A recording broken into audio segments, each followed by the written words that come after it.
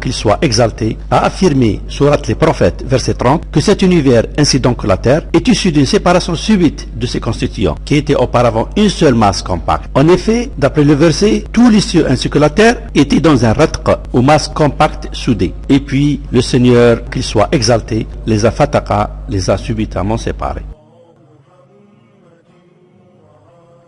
Ratqan ou kanata veut dire été. Et ratqan, un nom, veut dire soudé, une seule masse. Alors que fataqnahuma ou fa veut dire ensuite, puis subitement, et fataqna du verbe fataqa et na veut dire on a séparé. Et huma veut dire eux, les cieux et la terre. Donc, fataqnahuma veut dire ensuite, puis subitement, on les a séparés. Voici une multitude. Le verset affirme clairement et sans équivoque que les cieux et la terre étaient donc en une seule masse soudée. Puis Allah subhanahu, qui soit exalté, les a subitement séparés. Et cette séparation des composants de l'univers explique justement l'actuel éloignement des galaxies découvertes en 1929 par Hubble. Et relaté au verset 51-47, qui stipule que le ciel est en expansion depuis sa création. Mais ce qui est surprenant est le fait que le verset affirme que cela sera découvert par ceux qui ont mécru. Pour terminer le verset en disant, ne croiront-ils donc pas? Et pourquoi donc le verset termine par ne croiront-ils donc pas? Parce que cette découverte du Big Bang et de l'expansion de l'univers a mis à nu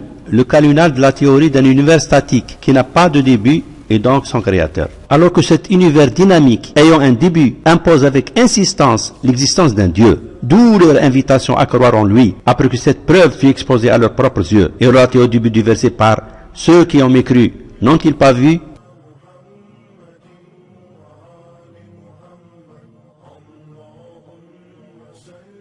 En effet, les trois mots essentiels qui résument le Big Bang sont kanata ratqan fafataqnahuma, qui veut dire était une seule masse et ensuite on les a séparés. Alors calculons leur valeur numérique dans le système alphanumérique appelé le Jummal, qui existe depuis l'existence des lettres de l'alphabet arabe.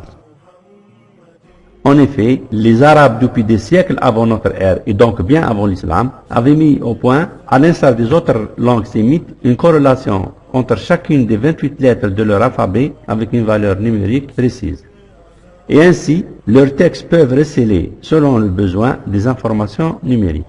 Le premier groupe de 9 lettres leur sont attribués les chiffres de 1 à 9, le deuxième groupe de 9 lettres, les nombres de 10 à 90, le troisième groupe de 9 lettres leur sont attribués les nombres de 100 à 900, et la dernière et 28e lettre de l'alphabet arabe lui est attribué le nombre 1000.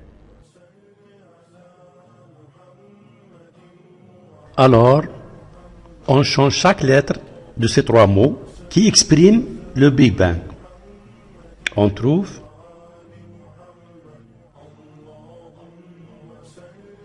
et si on fait leur somme, on trouve 1929, soit exactement l'année où Hubble découvre l'expansion de l'univers, confirmant ainsi les prédictions de Friedman qui préconise que l'univers est issu d'une possible grande explosion au Big Bang. Est-ce cela n'est juste qu'un hasard? N'est-ce pas là un signe du Seigneur? Car qui au 7e siècle, hormis Allah subhanahu, savait que l'univers est en expansion et qu'il est issu d'un Big Bang et que la découverte de cette vérité par l'humanité va avoir lieu en 1929 pour coder ces trois mots qui expriment ce Big Bang afin que leur valeur numérique soit égale à 1929? N'est-ce pas là un fulgurant miracle?